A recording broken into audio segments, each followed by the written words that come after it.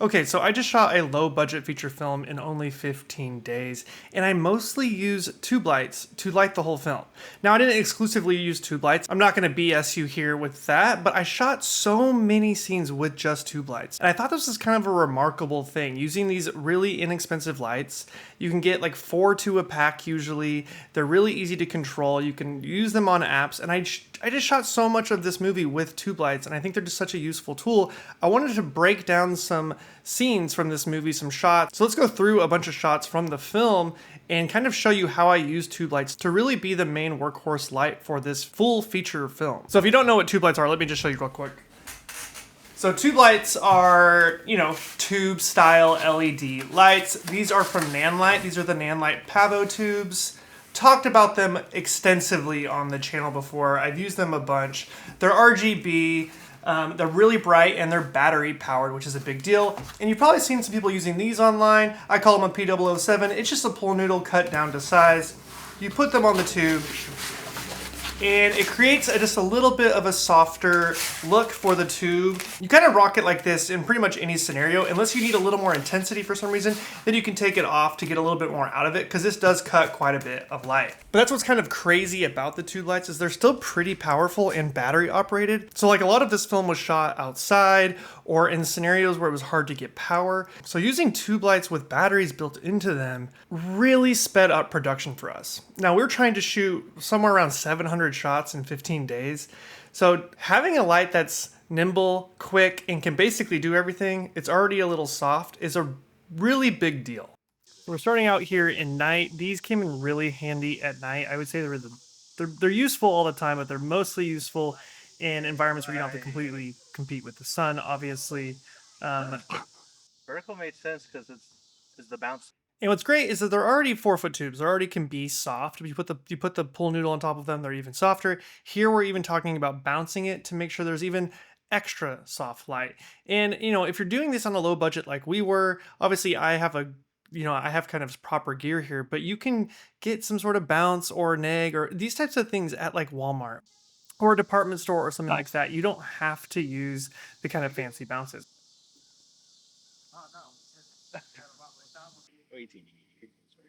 So if you're trying to be economical, I still feel like the tube lights are a great place to start because you can get like 4 of them in a kit. You're not having to load around a bunch of big, huge lights that consume a lot of power. It'll be 18 and So let's just go right into some frames here so you can kind of see what we're working with. So, well, this first frame doesn't really count because there is a Cobb style light back there. That was just what we had at the time. You don't have to use the Cobb style light. We needed that for this shot and we had one, so we used it. But let's talk more about the tubes here. So like this one, this is kind of my general approach to a lot of stuff we did on the film. I would do French overs a lot. If you don't know what a French over is, this basically means that you're shooting from over the shoulder of your actors, from behind them rather than the kind of traditional in front of them or from the side. Now, the reason I did this a lot, and I did this for a very specific reason, is because I could use the tubes. We didn't have, and I could quickly light this way because basically I could have one acting as a key light and one as an edge, right? But when the character's looking forward, it looks like they kind of have this key edge going on here, which you can kind of see in this shot here. But then when they turn to the side, things flip. Now the key light suddenly sort of becomes an edge and they create like a new fill-ish key on the other side.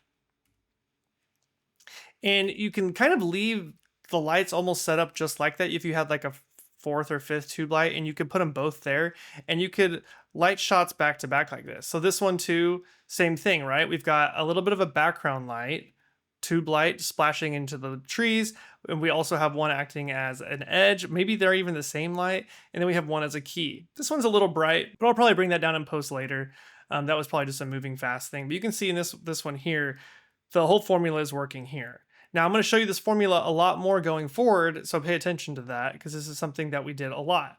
These we're kind of we're using the tube lights as fill here and whatnot. I wanted to show you those, but here we are again, 2 people talking at night.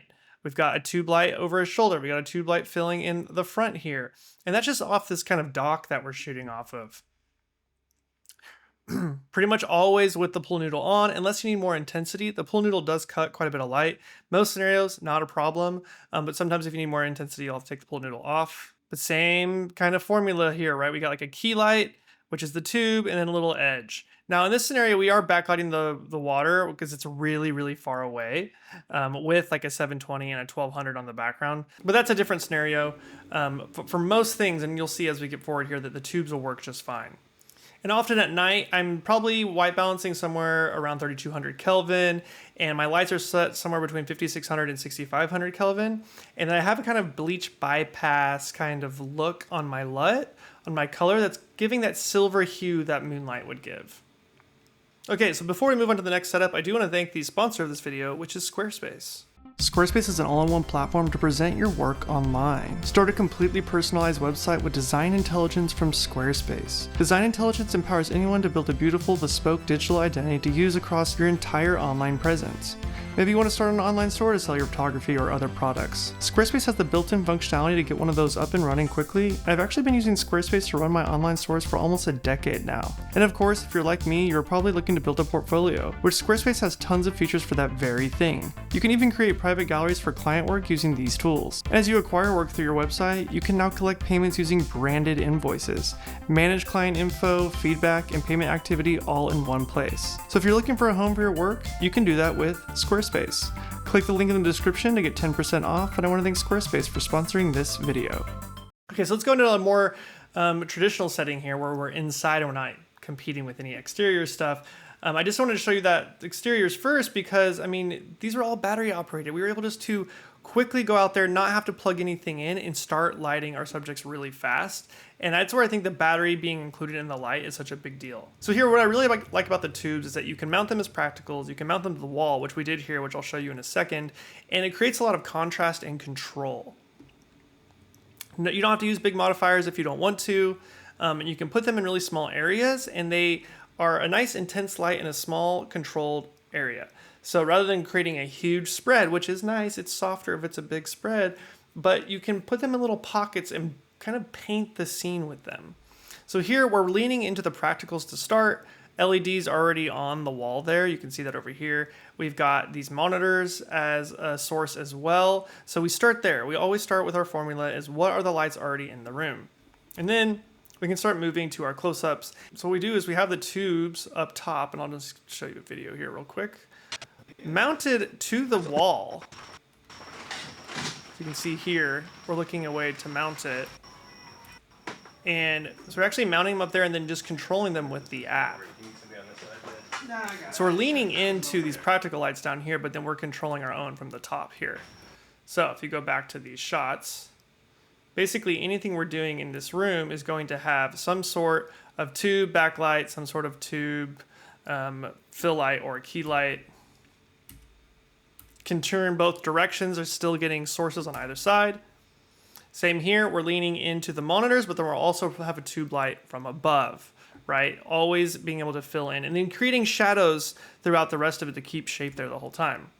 Tube light from above here. Tube light from above. This is the wider angle of the shot where we actually have our tubes mounted to the wall and then leaning into those practicals a little bit as well. Even coming in for the close-ups, maybe we bring a tube light a little in the foreground to wrap a little more, or in this scenario, we might have not even done anything. I think what we did is we taped the LED on the wall to let it not spill out so much and be so bright and control the intensity on that, which is great. Like, that was built into the sets. We had to like gaff tape those to kind of dim them, whereas if you a scenario that wouldn't be nice, and some people do this a lot, is actually use the tube as a practical in the set, build it into the set.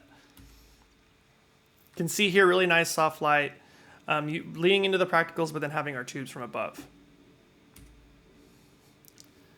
Same here, we have the tubes on the other side, off the wall.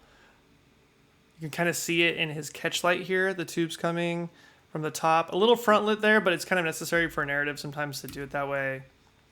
These, I think we ended up switching to an 8x book light, which looks really nice. Maybe one of these was not that. This one's definitely an 8x book light. Looks really nice, but I kind of regretted it. Later on, I was like, maybe we should just stuck with the tubes. Maybe we did too much. Maybe this is too pretty. And just kind of stuck with that tone throughout, just using the tubes the whole time. Similar formula here, though. See, that's, you can definitely see the tube light and a catch light there. So this might actually have a tube in it as well. Yeah, you can tell by the shadow here. It's a little harsher than the 8x. Creates a nice lot of creates a lot of contrast. There's nothing being plugged in, and a tube light also is not too heavy, so it can pretty much go on any stand. I also use tube lights a lot in cars, which I'm not really probably going to be able to show here easily. But if we just needed a little fill in the car, I could just throw a tube light in the car to add a little extra wrap, even when we're shooting in sunlight.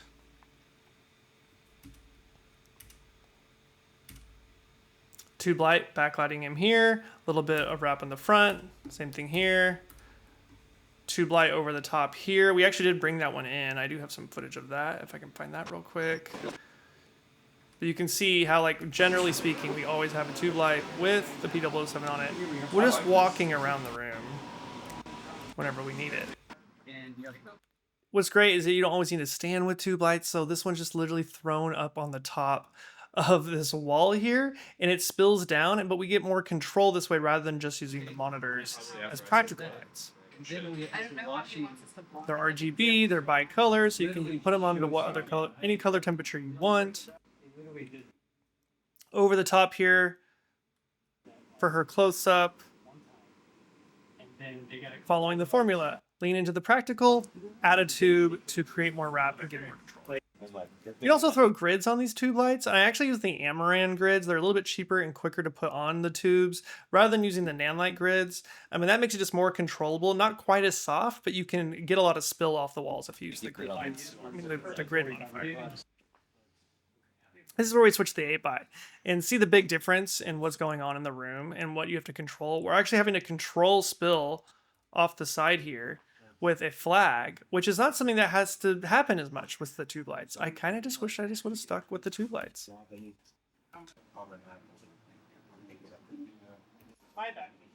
Tube light up top.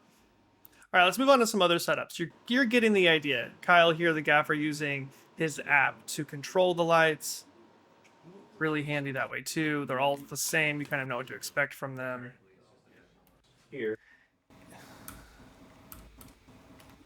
Okay, let's grab these screenshots real quick. So we kind of end up in this medical examiner's room. Now, some of these are practical and some of these are like a Godox LED mat over the top, but we just put that there as a practical. We didn't use it as like a main key light the whole time. But like these here, we do have a tube over the top of this wall. It's a studio wall. It's been built. And then we're just leaning into a practical, following the formula. The practical is this kind of X-ray bank that you can see in this shot here. And we're using that as the key here. But then we also have a tube over the top, giving a little extra to the room the whole time. Same thing with these. There's always a tube up in this corner, backlighting anything we need to, or to push it onto a face if we need more on a face. And I think these look really nice with that kind of using the practical and then wrapping it more with the tubes. The tubes just allow you to move so fast. Same thing here, we're interior, we need contrast, it's dark and moody. So we put the practical here, we actually put this lamp in and gaffed it to get it the right exposure. Just put a little gaff tape on there to make sure it didn't bleed out too much.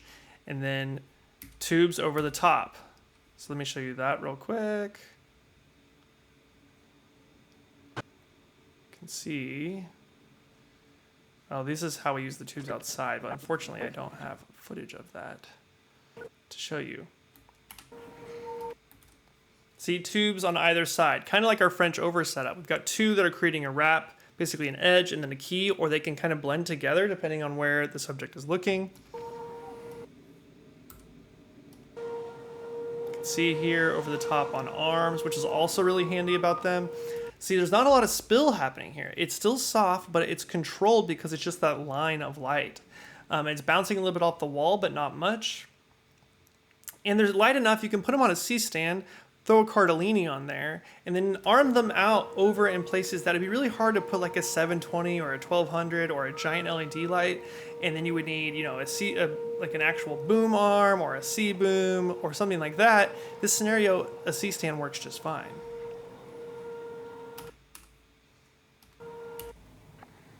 Here's gaffing the practical. So you can't control the practicals.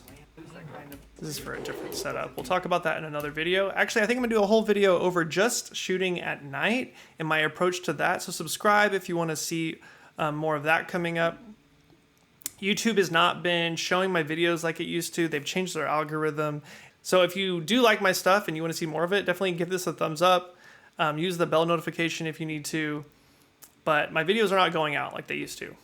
So this next setup I'm really proud of. I love this. This is very like cop at night, detective-y kind of look. Same thing again. We're trying to create a little bit of moonlight, create some contrast. The approach, starting with the practicals in the background here, and then adding a tube light in the front with the pool noodle on it, right? Same thing here, a little bit on the background. It's hard to tell in this shot because this is straight out of camera with the LUT from the camera. But we just flipped around. We just took two off the cart. We've got one on the background and then one coming in through the front. And then this one is just tubes on either side. Once again, set to probably 6,000 Kelvin. I'm probably rating my camera at 3,200 Kelvin. You can see all that here.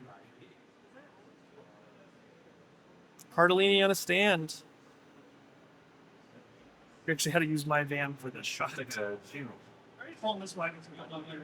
And then a thing I do quite often is if you're shooting interior, got your practical lamps on right in the frame. And so for this scenario, we actually set deck this whole thing. We put this lamp there. It's a little crooked, which I might add. But we put this lamp there, put one of our own bulbs in that. And then to create more of a key light, a fill light on her face here, we put a tube over off this wall. Then we also have a kind of TV effect light, which is just a little pocket light, like a little aperture MC basically. So you can do everything with battery powered small lights. The tubes were just the workhorse of this film. So let me show you that here real quick.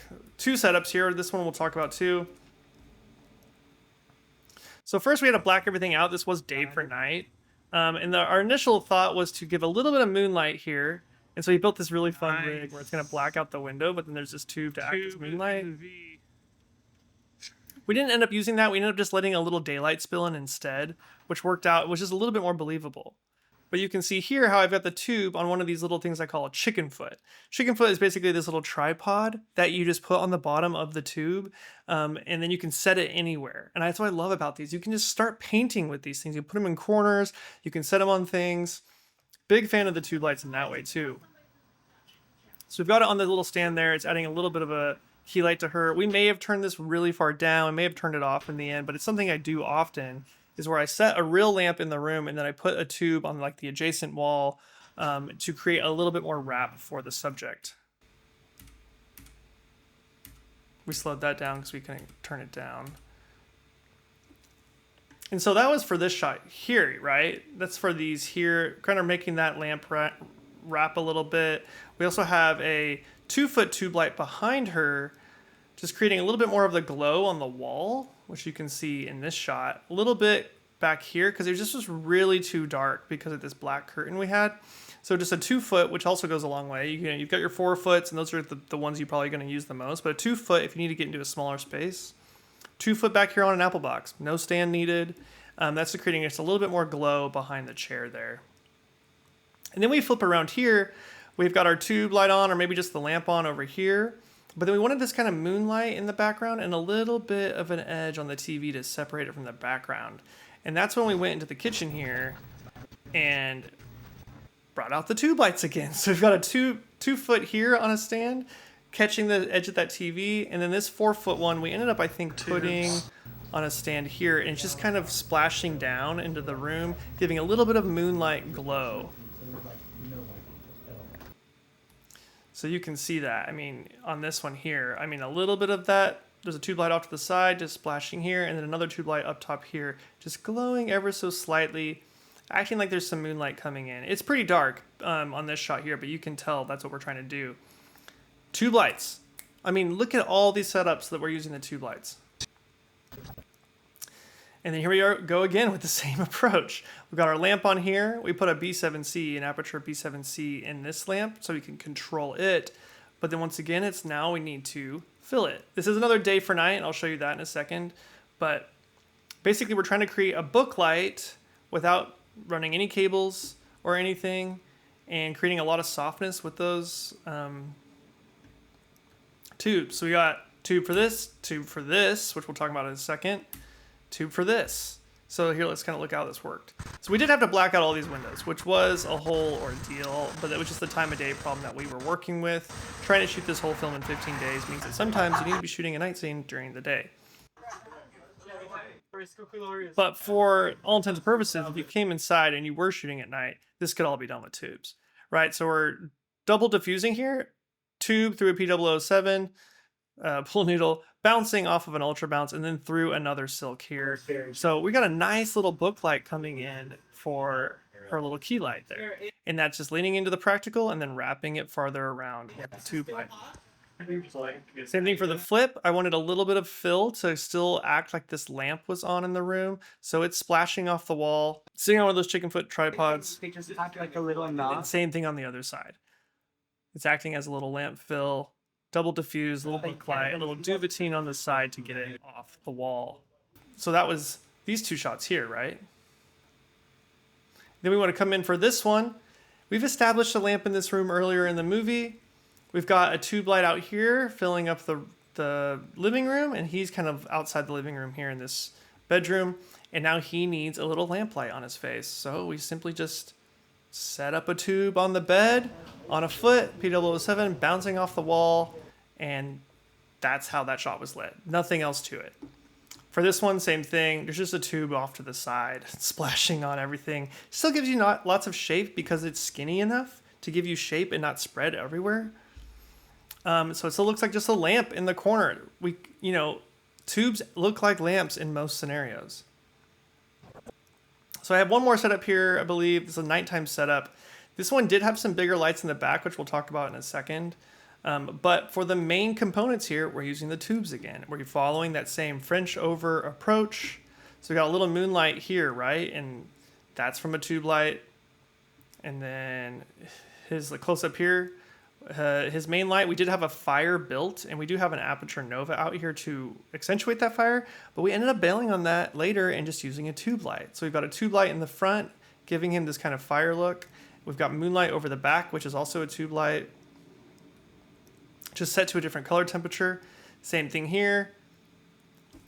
Same approach, moonlight, key light, both with tubes. So you can see that. We set this up before the sun went down. I already knew I was going to use the tubes, so we just set them up and got them pre-staged before the sun went down. We ended up using this Nova for the background more than for the foreground when we did end up using it. And we had to use this 1200 for background. We'll talk about that in the video over my nighttime approach to cinematography when I get to that video. You can see here the tubes are up. Got our moonlight tube over here. Battery powered, so we're out here in this field and we have no reason to plug anything in. Camera. Speed. Scene 2-way. Take one. Come on in. Yeah. Tubes on stands. Or not on stands. And it was the workhorse of this film. So you can see here both our moonlight here. Casey turns his head this way or this way, and then we've got this one acting as a little fire effect in the front. Okay, so that's it for me for this breakdown. I thought it'd be fun to talk about how much I use the tubes on this film. If you have any questions, leave them in the comments below. And stay tuned or subscribe for the next video where I'm going to probably be talking about my approach to shooting at night, just generally speaking. And there's lots to be learned about shooting at night versus day. They're very different beasts. So we'll probably talk about that in the next video. If not, it'll be something of the like. So until next time, guys, as always, I'm Such a Sakurai. See ya.